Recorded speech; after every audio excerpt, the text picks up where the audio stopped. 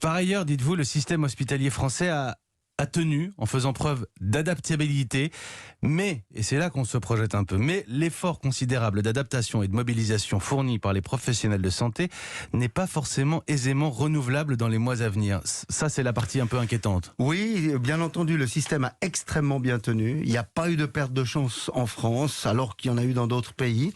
Par contre, il faut... De perte de chance ? De perte de chance de gens qui malheureusement n'auraient pas été traités, comme en Italie, on a dû faire des choix, parfois en fonction de l'âge, de ne pas vous traiter. Donc par rapport à Covid, il n'y a pas eu de perte de chance, on est en train d'évaluer par rapport à d'autres entités, c'est une autre question.